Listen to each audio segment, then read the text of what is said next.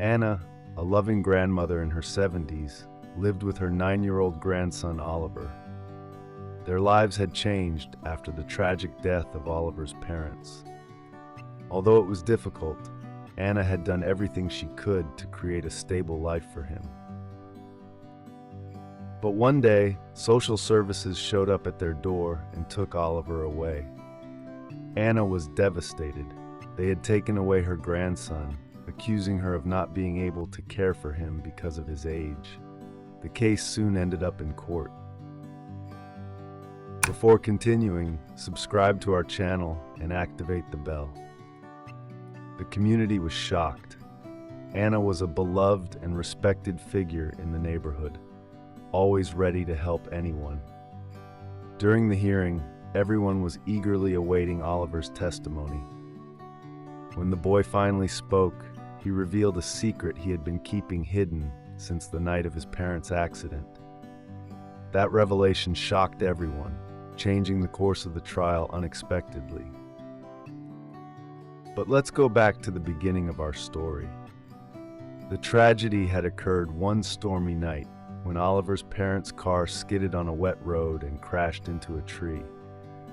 Oliver had stayed home with his babysitter. When the phone rang, the devastating news reached Anna. Her heart broke, but she knew she had to be strong for Oliver.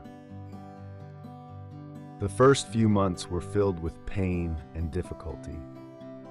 Oliver, still trying to process the loss of his parents, would often wake up in the middle of the night.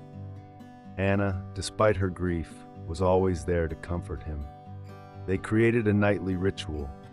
They would light a candle to remember Oliver's parents and pray together. Every day was a battle, but Anna was determined to give Oliver the love and stability he needed. Financial difficulties began to take their toll. Anna, now retired, found herself working part-time at a small coffee shop to help pay for her expenses.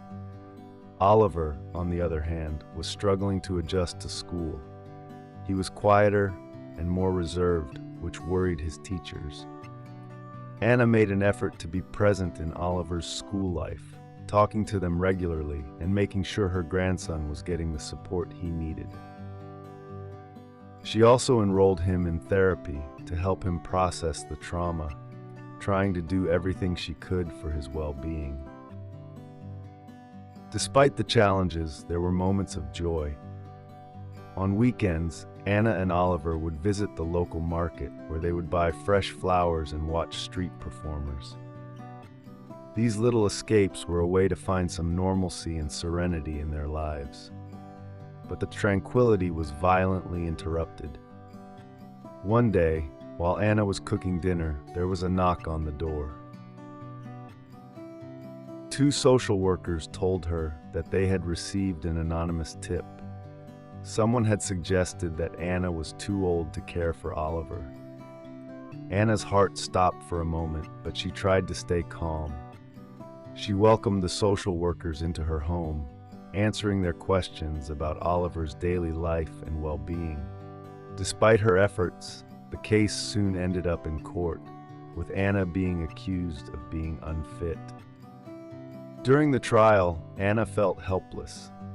The prosecution presented testimony against her, claiming that she was not young enough and fit enough to care for a child. But her lawyer, an experienced man named David, presented evidence to the contrary. David showed Oliver's report cards, school reports, and letters from neighbors and friends that confirmed what a loving and present grandmother Anna was. Oliver himself was called to testify. He looked at his grandmother with trusting eyes before answering in a firm voice, "I want to be with my grandmother. She loves me and takes care of me."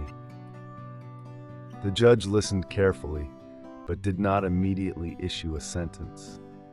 The anonymous accusations continued to weigh on the case, and the judge decided to request further investigation before making a decision.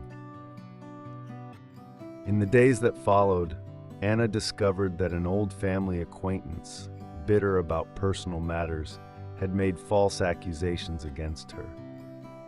The news was a hard blow to Anna, who felt betrayed.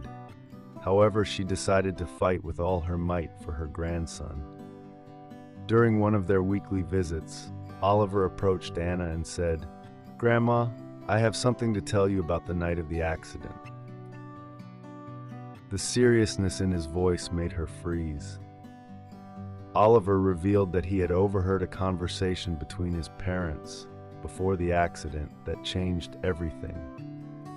According to Oliver, his parents had been threatened by someone before the accident. This explained his nightmares and his growing anxiety. Anna, shocked, decided to report the revelation to the lawyer. "We need to investigate this new information," Anna said, determined to find out the truth. Davide agreed and immediately began investigating, gathering evidence, and talking to people who knew the family. Eventually, they discovered that Oliver's parents had received threatening calls that night. With the help of a private investigator, they were able to connect these calls to a larger conspiracy.